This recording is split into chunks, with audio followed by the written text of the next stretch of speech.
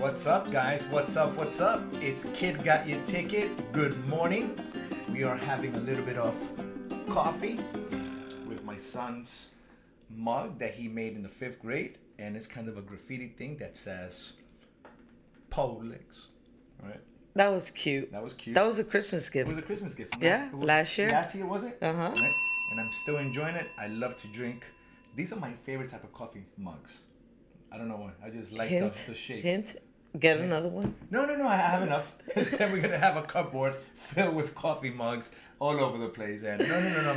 I think I'll be good. I have 3, right? And I think it's dope. I have 4. I have 4 coffee mugs. Yeah. I have the purple one. The all white one. That with all the print fell off. Yes. Then I have the other one that looks just like this. Yes. And Polix's. Exactly. And that's we good. had bought 2 of these, but I broke one. Yeah, it happens because they're made out of ceramics, and when they fall, they break. They're made out of this material that's not indestructible. Yeah, you gotta get, and we're not gonna get plastic ones, just No. because. Yeah, plastic ones, nah, you can't put them in the dishwasher. No, and if you put hot stuff, it starts leaching stuff into what you're drinking, Or and it has BPA. Well, we Yeah. probably get BPA free, but you never know if you're allergic to it. Wink, wink. and if you are, you stay heck away from anything you're allergic to. That's right. Are you guys allergic? Are you allergic to anything? I'm allergic. I'm 100% allergic right now. Damn straight I am. I'm allergic to a lot of things. I'm allergic to a lot of things. When they go ahead and they tell me, "Are you allergic?" I'm like, "Yep, I'm allergic to falling. I'm allergic to breaking stuff. I'm allergic to bullets, cars hitting me hard on my hips. On my hips. Very allergic to shit like that. I'm allergic to punches to the nose. I do have trauma. My nose was broken. So. I'm allergic to slipping and sliding. Yep, that's right. I'm allergic to a lot of stuff. Yeah, we're all allergic to something. So there you go. That's my excuse for now. All right, I am allergic because we wanted to talk today about Pfizer and their new vaccine that just got approved, and it got, you know what? They're calling it the first person, patient A, on Earth to get it. But didn't people get it before that? And that's how they did the trial versions? Yes, didn't we have friends that were one of the administrators and the doctors behind the testing? Yeah, we have some friends that were actually doing that, medical doctors that were actually involved in the testing and the screening of all these patients, where they would give the placebo and they would give the actual dosage, but it was a blind study. So if you understand what a blind study is, which you probably do, but I'll give a little explanation, is that you come in, the person administrating it does not know, so they suit up and gear up every time to go pick out the vial and bring it out. And then that vial that they're all suited up in, so they're all suited up in, and you're sitting there not suited up. The only thing you have is probably a mask. And if you were a little bit more precautious, you put on your shield. And you're there while they're in these hazmat suits. And you're there while they are administrating this vaccine into your arm. So that's pretty interesting. So they would tell me how they would have to go to the back and grab their stuff and bring it out, and the protective gear, and that they had no clue who got what. And nobody knows. It's just a number that they know what patient got the placebo, which is just nothing, probably a shot of vitamin C, right? And then the other one who got the actual trial, but they're calling it, the first patient on Earth to get it, but more people. You see how they trick you? You see how they get you, the media? First person on Earth to get it. No, stupid. A whole bunch of other people got it before that. Yes, some people received the placebo, but some people got the trial. Some people got tested on. In order for them to be approved to the general public, somebody must have gotten it prior. That's right. So that's BS if they're saying they're the first person on Earth to get it. But you know what? So is that the trial? But you know what? It sells. It sells it. It does sell. It does sell. You see how they It's sell tactical, it to you. It's tactic, baby. and the media, and everybody's involved. Everybody. This is a long chain reaction, and it starts with how how numb and sensitive we are to how accurate the information is thrown to us on a continuous basis is. Or how gullible we Gullible. are. That's a better word. How gullible we are that, oh my God, when they said the first patient on earth, I was like, that doesn't even make sense. It didn't make sense to me because most people must have gotten it already. Yeah. So I didn't, you see, I like to call BS on a lot of stuff, and so do you. And I call BS on that right off the back. No, you're not the first person on earth to get it. Patient A. A1000. Hopefully it's not 1,000. Hopefully it's 1,000,000 and something. No, that's right. That's right. Because if we're at 1,000, if you're patient 1,000, then that means only 1,000 people have gotten trialed on and doesn't even have enough information to know what's going to happen when 7 billion people. Well, I don't think everybody in the world is going to get vaccinated. Do you think? No. We have vaccines for polio. Not everybody in the world has it. Yeah. So I don't think everybody is. And you know what? I know that in the UK, they're saying that if you suffer from allergies, severe allergies, you are not a good candidate for the COVID vaccine. So I'm not suggesting it. You do what you decide. But I know I have severe allergies, unfortunately. And I will have to be declining on the vaccine. I just want to wait.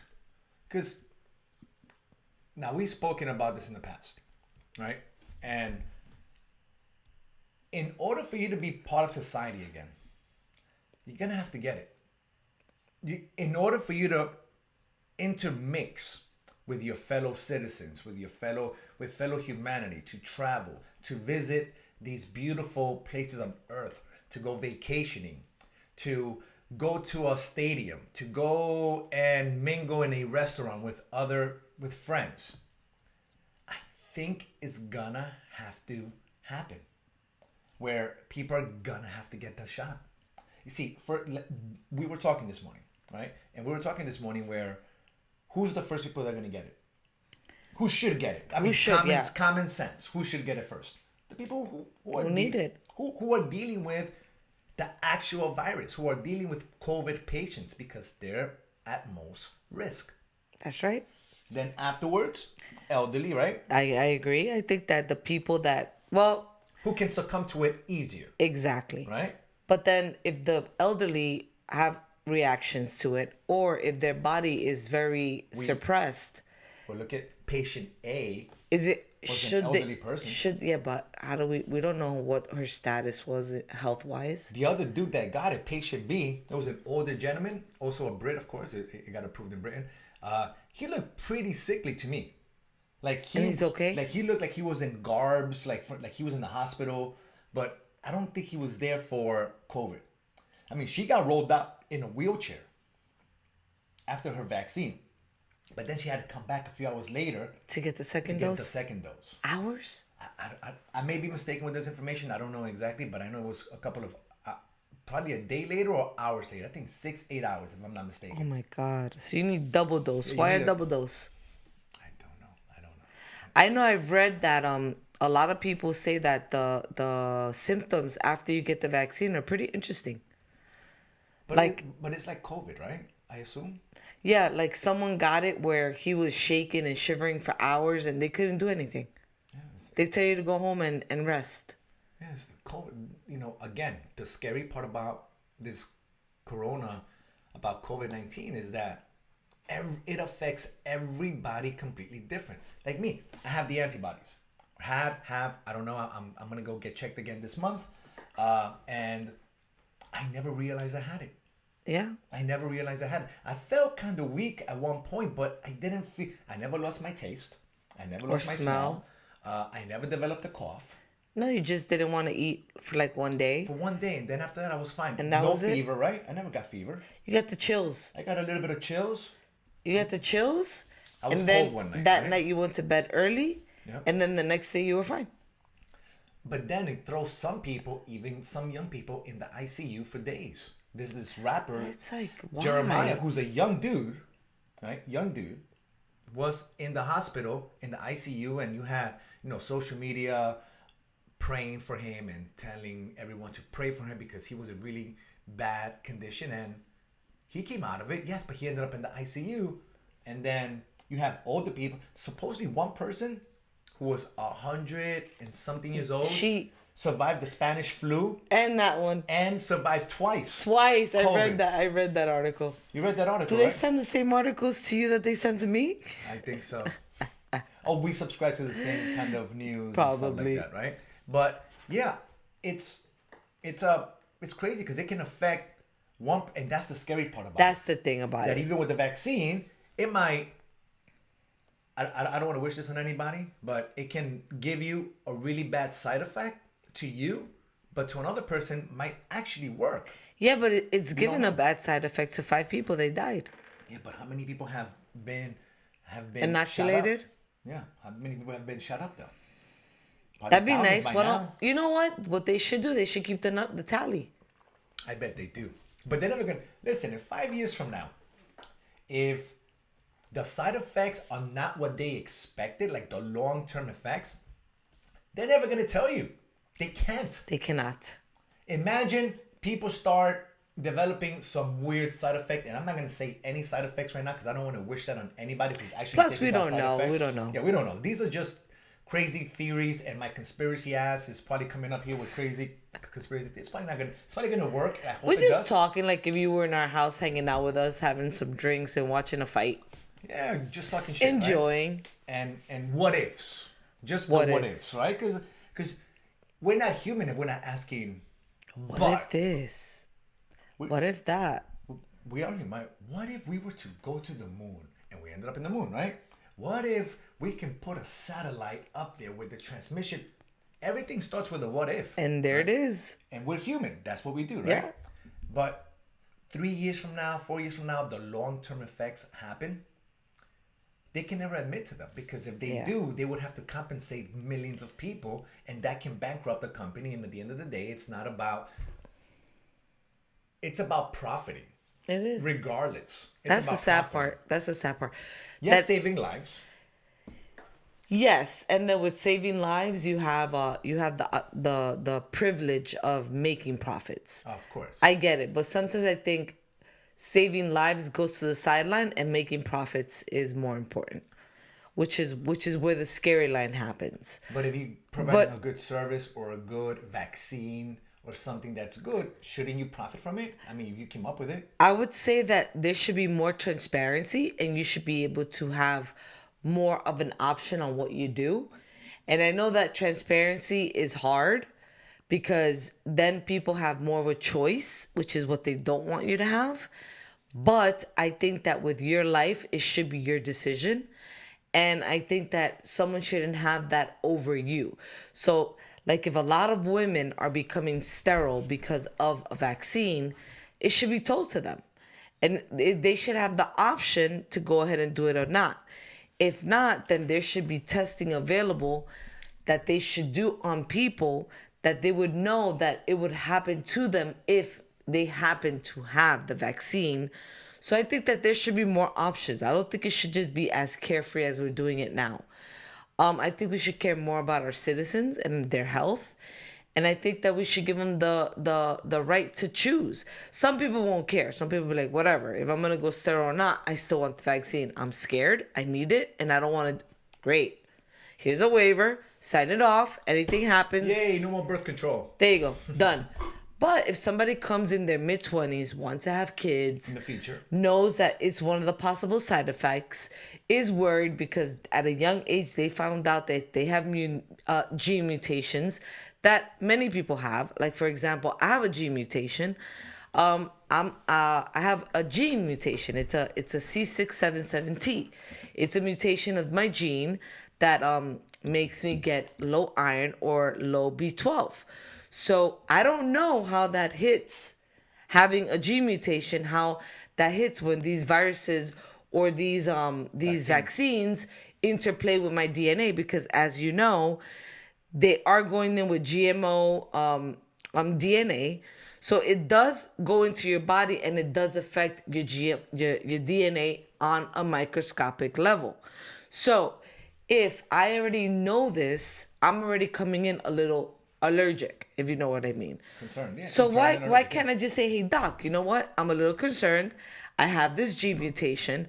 What? And they already know what the mutations are. They're like 8 mutations that people have with their blood. Get them tested. Yeah, but as of right now, I don't think it's mandatory, right? Unless. But that's on any vaccine. And the thing is that if I have that gene mutation, many other people do that don't even know have it. my son has it.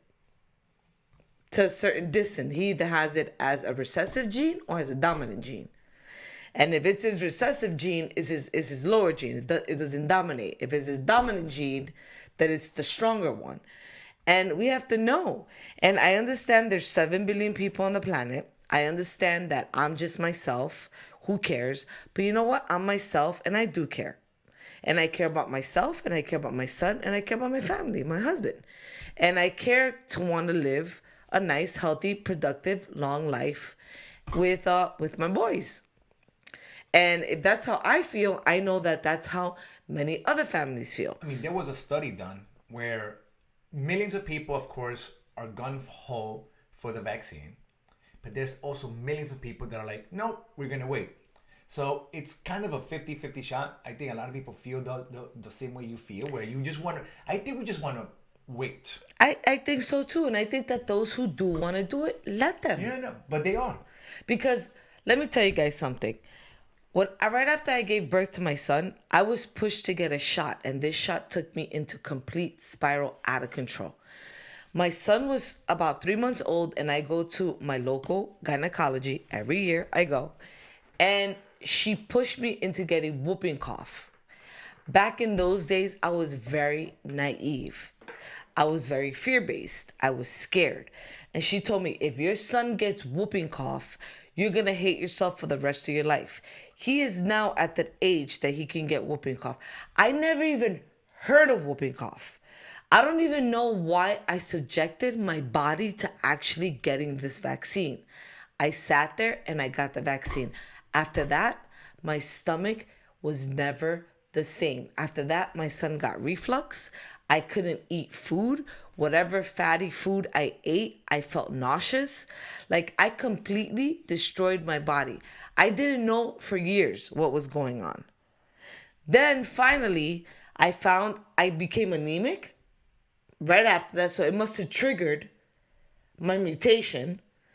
I became anemic right after that shot, right after. I became anemic and I started becoming B12 deficient. So could it have been the shot? Or it could have been coincidence. Bullshit. I was perfectly fine before that. You see? So now you're telling me get something else that God knows what. No, I'm good, man. I'm good. I would have never gotten that whooping cough. I probably would have not had any of the issues that I have to go through now. So in that case, I'm just telling you my personal experience. I'm not a doctor. I'm not telling you what you can and what you cannot do. I'm not telling you what you should or shouldn't do. I'm just telling you that maybe when that person is telling you, dude, I'm not interested in getting the vaccine, maybe they have a story behind why they're afraid of getting the vaccine, or maybe why they just want to protect their body and not deal with it. I don't want to deal with my husband or with my son having some crazy side effect that now we have to go through a full-blown protocol of a detox. And let me tell you something, detox is not easy. It takes many years. And I'm still going through mine. And so I could take this on a personal level. Now, if you never had to deal with any of that, then your body's perfectly healthy. Great, go for it. Perfect, thank you, because you're going to allow me to see what actually happens. But in my stage, in my body, I can't do it. So I choose not. And people should have that right. But for how long? Until I'm completely out of my detox. Which I'm still not there. I'm still anemic. Yeah, but there you go. So you're not against the vaccine. No. As long as you wait and see, more results from people getting the vaccine. Correct. Right? So because. But after a couple of years of everybody getting it, then it becomes I don't think it's going to go away. It's like the flu. See, what we don't know yet is how many times are you going to have to get the shot. We know right now it's, everybody's saying just 2 shots. But what they haven't told you is you're going to have, you might have to get. I don't know this. I don't know. I'm No, just no, yeah, I speculating. agree. I'm just Me speculating too. right now. Like I have said, no idea. my experience is just But speculation. what if you have to take that double shot every year, every 2 years? And But what it doesn't seem like it's gonna be like that. It seems like it's gonna be like every 3 months. Are you gonna subject your body to? That. I don't know. And can they provide enough vaccines for people to get the shot every 3 months? And if it's like, if it has, like, where do they get all these ingredients from? What are the ingredients? Do you know? I'm pretty sure you can look it up. I'm pretty sure. Can you? Yeah, absolutely. Let's see. Now, here's the other thing, right? What are you going to do if you're required to, in order for you to send your child to school? Because I think, so it's going to go in kind of a tier-based order, right? Yes. First, nurses, doctors, people who are dealing with COVID on a regular basis, who have to be involved with other people. Then after that, we spoke about elderly and people that, can succumb to it, such as obese people, elderly people, people that have pre-existing conditions that can actually die or end up in the ICU because of your pre-existing conditions. Exactly. And then afterwards, I think what they're going to do is go straight to the kids, because they're the ones that intermingle the most on a regular basis. I think healthy adults and people who are in their prime, I'm saying anywhere between 20s to 50s, I think they're going to be the last ones to actually get it. Okay. But I think kids are the next step. And if you don't have the vaccine, will your child be allowed to go back to school? How about if they make it mandatory? In order for your child to attend school, you got to have the vaccine. And even the people that don't want to give their kids a vaccine are going to have to do it. Because they already went through having their kids at home during the quarantine time when this pandemic first started. And it wasn't fun for parents. Parents hated it. Number one, because they have to stay home. Well, some parents did. Other parents didn't. Other parents still have their kids home. And other parents were actually fighting to keep their kids home. So they extended another quarter. Because they were going to make it mandatory for everybody to go back to school in January. And then... Where? Here in Miami or everywhere? Well, that's right. Localized, I'm only talking about here in Miami. Here in Miami. And then a lot of people started complaining and fighting. And then now they extended it another quarter. So those people that were out of school have continued to stay out of school. And I think that schools are only at 65%. I know our son's school's at 65%.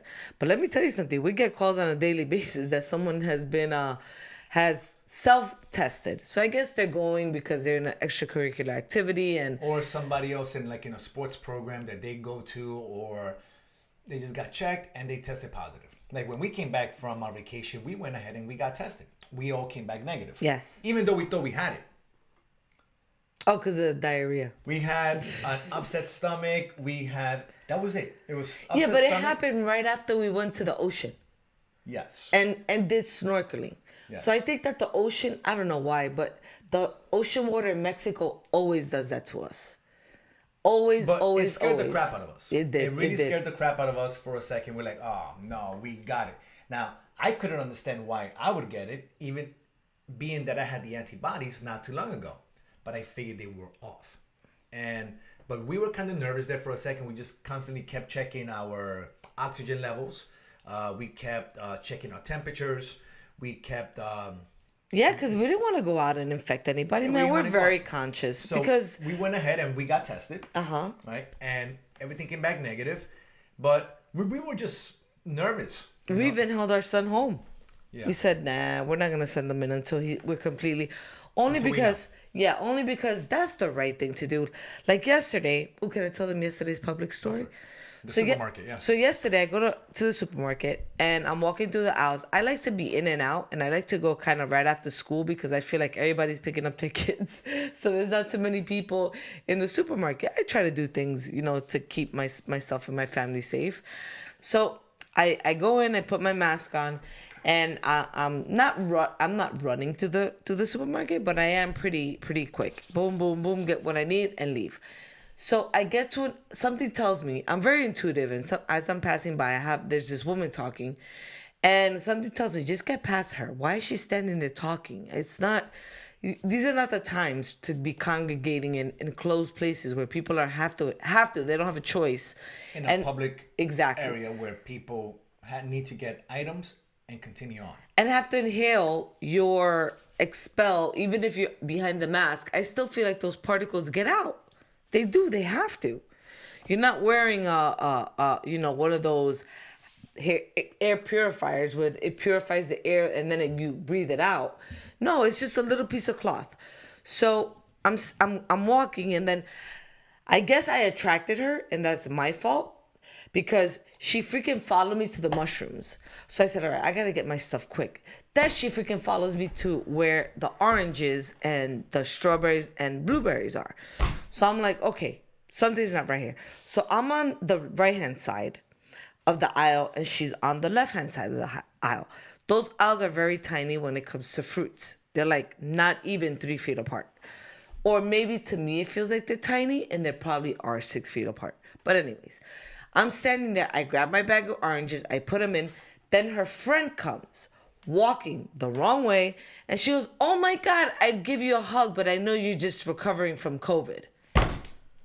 I turn around and I look, and I'm like, what? You just stood over there for 20 minutes talking to somebody. That person had no idea probably you were recovering from COVID. How long have you been recovering from COVID? Are you 100% sure that you don't have COVID? Now you're standing here talking to this one in front of my strawberries and my blueberries. I had to literally go around her, take my things, put them into the cart, and leave. I didn't feel, it felt necessary for me to say something, but I didn't want to have to interact and breathe the same air, even though we were anyway. So I wanted to get out of there. And I can't believe that people would do that. If you know you had COVID and you know you weren't feeling, and then she goes, well, the girl goes, well, you look great. She goes, yeah, well, I just went today to get x-rays of my insides because I want to make sure that my insides look as good as my outsides. And I'm thinking in my head, if that's your concern, wouldn't the best thing for you to do is order your food and have somebody just put it in your trunk? You close your trunk and you leave. Isn't that? So if people ask, why is it spreading? That's why it's spreading. Because there is no decency on other people's time or just other people's space. I can't do something like that. We didn't even know if we had it, and we stood home until we were clear. Yep. You even canceled some in-person trainings we had. Some in-person things you had because we didn't want to affect anybody. We even have one of our old coaches, which she's like a daughter to us. She comes often to hang out at the house, talk to us, and chill with us. And we even told her, hey, for now, until everything comes back negative and we're clear, please, we don't want you to get sick. So it's like, it's sad. Yeah, we just live in a me kind of society where it's all about me, and it's not about, like, you can even tell. I think you can tell when somebody's a me person when let's say they're driving or they're walking and they just stop in the middle of the street or the aisle and they have no consideration for anybody else behind them. Because if you're not aware of your surroundings, then you're just aware of yourself. You're not aware of that you do commingle in this planet or in this city or in this society with other people. You have to be aware of other people's, how your behavior can affect somebody else around you. I'm not like that at all. I tend to be very conscious of others around me. If I leave my cart, I usually put it in a place where I'm not gonna interfere with the flow of traffic. But there's people that will just leave it there and go. And that's she did that. And that's a very me, it's all about me kind of attitude. And yeah, that's one of my pet peeves. So I don't mind if you stop, just don't impede me from my path. Like don't block my flow of energy. But if you block my flow of energy with your energy, I feel like you're not being aware of other people around you. And I don't think that's very etiquette-like. But in today's society, we tend to lack a lot of etiquette. Starts off young. It does, because today 2 incidents happened. Today, when we're walking my son to school, there's a Camry that just decided to literally park on 82nd Avenue. 82nd Avenue is an avenue that's very, very transited. But she literally just stopped her car there. So from the walk to our house to that avenue, that car was there. Yeah. Some people, like I said, they just stop.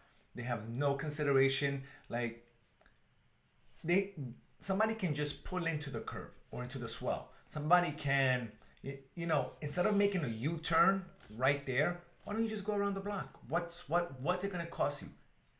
30 seconds? No.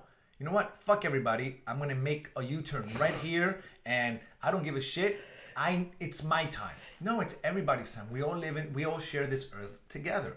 And I feel that if we were more considerate of others, but I think it's also a Miami thing. I was talking to one of my neighbors the other day, and I just finished passing some person on the street while I was walking my dog, and I kind of said hi.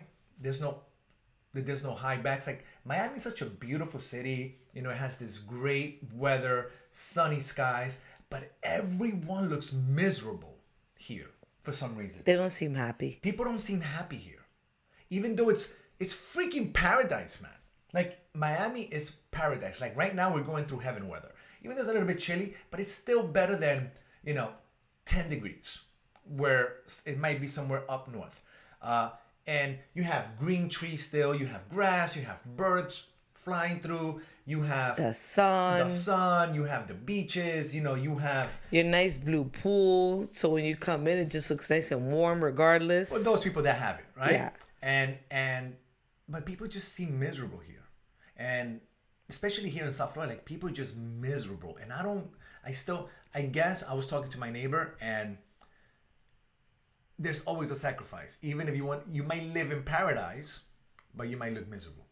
You might live miserable because there's still a hustle and bustle here. There's still that, and so many people, I think the energy of so many people together creates that environment, because Miami-Dade is a very populous county. That's right. Like New York, Chicago, LA, Boston. I assume these cities have that kind of vibe where people are just kind of antsy and tense and miserable. And yeah, that's why. And then when you block people's flow, it becomes even harder because now they just got even more tense, and the vibe gets hard. Yeah, because you're gonna flip the bird to somebody. Yeah. But even though in Miami, it's not recommended to do that because a lot of people here carry. So you just kind of go, you know what? Let it be. Yeah, we've seen some bad road rage. In New rage. York, it's different. In New York, it's known to flip somebody a bird. It's known to honk at somebody because nobody there has a weapon on them. So Exactly. So the tough guys are really tough, and the non-tough guys, We'll just keep driving. they just, I'm gonna keep driving. But here in Florida, even if you're not tough, you may still carry a weapon on you. So that's why flipping somebody the bird, or who's already tense because they live in Miami, and Miami people are not really that happy for some reason, Or that nice. yeah, it's weird, right? Because it's such a beautiful freaking city, and one of the cleanest cities I've ever lived or been to. That's true. Because Miami is freaking clean. That's right. With all the people that live here? With all the people that live here. I mean, the streets are... We grew up in New York. Yep. Dirty. There's gum more. But of course, there's a lot more transit. Then we went to California. It was dirty. There's the graffiti all over the walls, along the highways, the people camping out. It just looks dirty. We went to Texas. It kind of looked dirty too, right? But Miami, it looks like a big garden. I was explaining this to when we went on vacation to Mexico, to one of the locals. I said, Mexico was dirty too. Oh, it's just dirty. Maybe it correlates. California, Mexico. Maybe. Right? Descendants of... Yeah. And then here in Miami, it's like, even if you drive by the highways, like, you just see the nice manicured grass. You see the palm trees.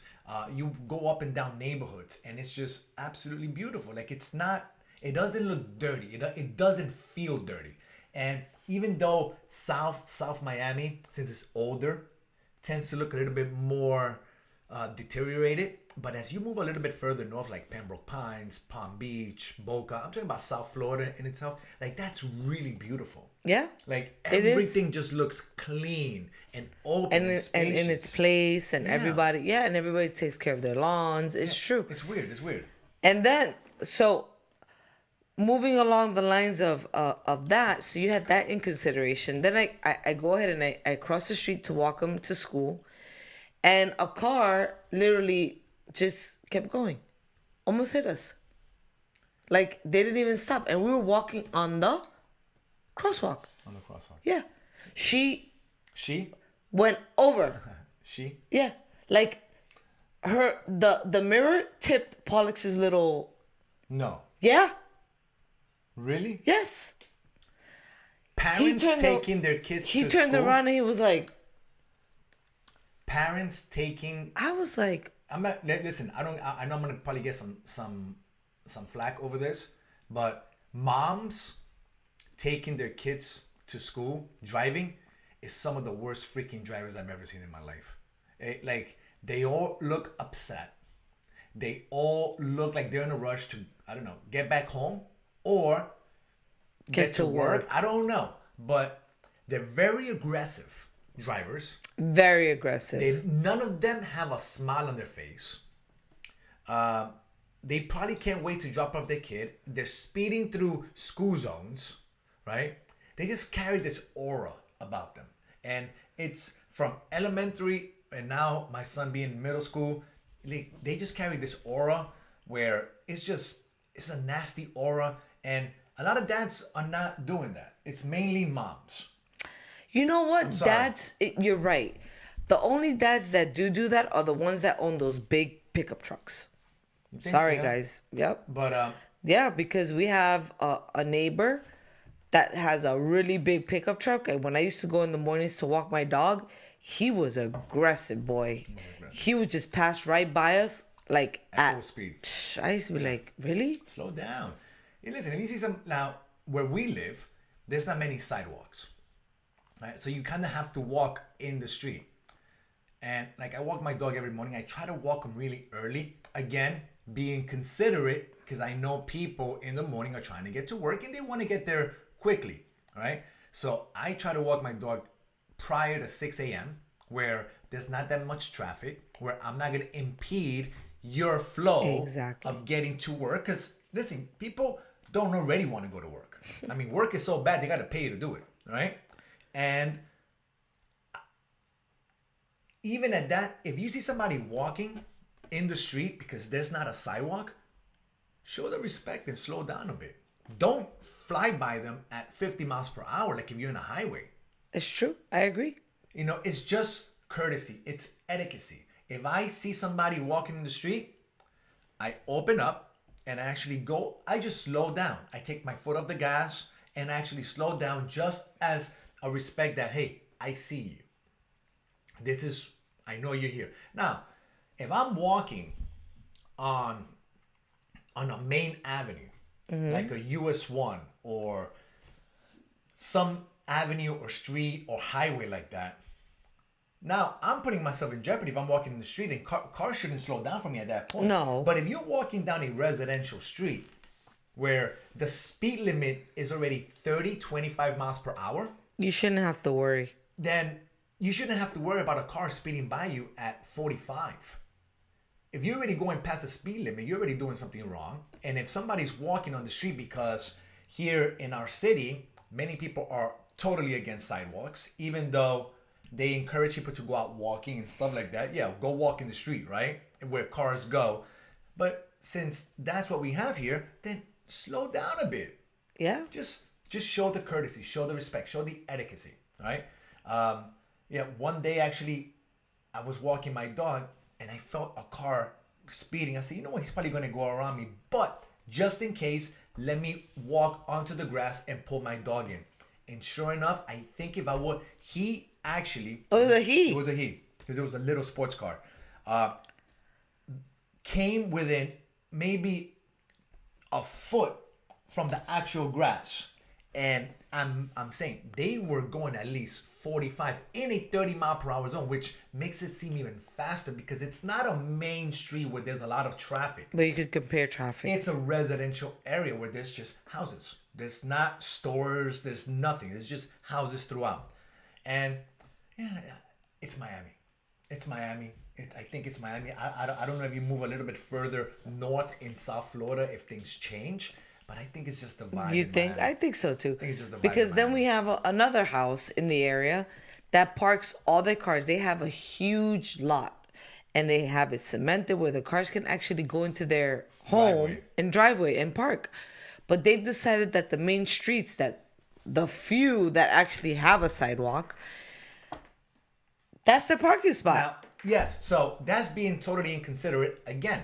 Now, I hate the fact that we're just complaining, right? But that's good because we're releasing. We're probably releasing and we're helping and we're releasing with you guys because we feel that you guys are part of our thoughts and we like to share this stuff with you and guys. then maybe it would have been something that you didn't think of and be like, oh man, okay, that makes sense. But if there's a sidewalk and there's a swell, which is a patch of grass, why can't you park on the grass and leave the sidewalk available for the kids coming out of school to walk through? They actually park their car blocking the sidewalk, which again, it just goes to show you there's no consideration for others. It's just all about I have a picture. Me. So you know what? We can put it up. There you go. The picture is right there. There we go. You see the picture? That's how they park. All right. And it's not like they just block a little bit of the sidewalk. The truck is those big trucks. It's actually like this. So this is the sidewalk, and the truck picture, right? Is right over it. Yep. There goes the picture right there again. So, come on. Just be considerate. I'm not saying just let me flow. Let me walk. Don't impede my flow. Don't impede my energy. I'm not gonna do that to you, and I wouldn't want the same thing done to me. And there's just people that, you know what, they'll never see it. They're oblivious to it, and they're no common sense. I think that's what they need to teach in school. It's just Boy, that's another podcast that I've been wanting to talk about. Right? But that should be our next one then. That'll be our next podcast. So there you go, guys. The next podcast that we're gonna have is about common sense, how to create it, how to cultivate it, how to culture it. No, I wanted to talk about the school. Oh yeah. Schools and the learning, and that'll be a topic within a spinoff within it. Yeah, because there's a lot of stuff that we want to talk about and want to let off our chest, and maybe, you know, we can use this opportunity of maybe keeping our kids home to teach that. But how can you teach it if you don't know it yourself? Again, I have this thing and I see it as the meaning of life, and it's my own theory, but the meaning of life is learn, implement, teach. If you can't do that throughout your life, you can't do anything, right? Because if you notice, like just walking, right? You learn how to walk. Then you have to implement it throughout your youth and in your younger years as an adult, right? You use it walking. You become a runner. You like to run. And notice as you get older, you tend to run less and less unless you're an avid runner. But when you're a young kid, you're running everywhere because you're using it. So you really learn to understand it, and you learn to use your legs, and you learn. And then once you have a child, what do? You teach them. You teach them how to walk, right? So in life, I think the meaning of life is learn, implement, teach. Because if you learn it, but if you don't implement it, you really cannot teach it. That's true. Because you don't know the mistakes within that. You can study it in school all you want. You can study it in books, but until you actually put it into action and implement what you've learned, you'll never really be able to teach it. But once you teach it, you completely understand it. No matter what it is. It can be carpentry. It can be martial arts. It can be business. You can go to business school all your life. But if you never implement it and are successful at business, then you're really not qualified to teach it because you don't know the mistakes. You may have heard it from others, right? Like, for instance, I learned how to change a water pump once. Uh-huh. But until I didn't do it, I didn't understand it. I knew how to do it in my mind, but I didn't understand it. Now I can teach somebody to change a water pump. Oh, listen, you have to do this first. You need this, you need this, you need certain things that you thought you knew, but you didn't understand it until you implement it. So that's my meaning of life. And I have a whole bunch of meanings. I'm a mommy, I'm a wife, and I'm just a lover of knowledge. But look at yourself. You were a child. You learned to be a child, right? Then you helped with your nieces and nephews, right? You taught them. You interacted with them. You understood it, and now you went ahead and sometimes you give a lot of good advice to parents here on this podcast. So you became a mom. You implemented, right? You learn how to be a child, then you implemented it by being part of children's lives through the clubhouse that we founded. And then now you can teach parents, but a lot of parents, they go straight into implementing without ever learning, right? They become parents without even knowing what it's like to teach, to raise, Yeah, that's tough. And it's scary because there's not a class for it. So that's great. We should create one. And people say, hey, you just got to do it. You learn along the way. No. It's not the best option to raise future generations. There was always a saying in Spanish that said, if you feed one, you feed 10. No. Then you feed 10 really bad. Yeah, you can't. You can't. And then you put so much stress on yourself and your family and everybody else within that family. I mean, it's a beautiful thing to have a big family if you can provide enough for everybody to have a good amount. But if everybody has to it's tough. Listen. Again, a lot of people... I don't even want to get into that. Some people are made... some people are just natural... there's natural born athletes, right? They don't even have to try. They're just amazing athletes.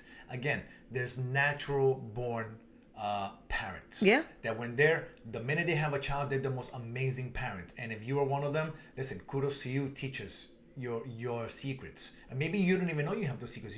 Maybe that just comes natural to you. But for the majority, you have no idea what it's like to be a parent. You have no idea what it's like to raise another child. Try raising a dog without training him. You have an idea of what your mom did with you, but how about if your mom she didn't know, and how about if it was horrible, and then now you're doing that to your poor kid? And you have to be able to see and make sure that you're not regurgitating all the bad stuff to your child. It's tough, man. I never knew how important it was to raise a child until I had my own son, and until I was blessed to be able to get SKC, where I was able to interact with so many kids. A lot of trials and errors, right? Oh, wait a minute. I spoke to this kid this way. Maybe that wasn't the right thing. Oh, wow. I spoke to this child this way. And look at the positive. Yeah. It turned out amazing. So we learned. Yeah, and we used a lot of those techniques to raise our own child. Yes. And now, it's worked out. We believe it's worked out extremely well. And we've also believed that we've made a huge impact in a lot of children's lives. Correct. Right? Through our guidance, through our knowledge. But when we first started, man, we sucked. I would do certain techniques or crazy stuff with karate that I would never try later on because I knew it was dangerous for children. Maybe it was detrimental to them. Yeah. Right? But then I figured out, hey, you know what? If they jump a lot, it's going to help with their... with getting taller, with getting bigger. So you learn certain things along the way. But if you have a child, you're going to make all the mistakes. But why can't you learn that prior? That's right. And then you can implement it. And then guess what? You teach your child when they have their child and as a grandparent. And now you can become the best grandparent ever. And right? the best role model. Implement, teach. Anyway, guys, we'll call that a podcast today. It was awesome talking to you guys. I will see you guys soon. Subscribe, like this video, and hit the bell notification so you can get give us likes and give us some subscriptions and share us. Share. Sharing is caring. Don't forget to subscribe, ring the little bell, and leave us a comment. Let us know what you guys think is... What do you guys think is your meaning of life? I know it's a hard question. My meaning of life is learn, implement, teach. That's right. Peace, guys.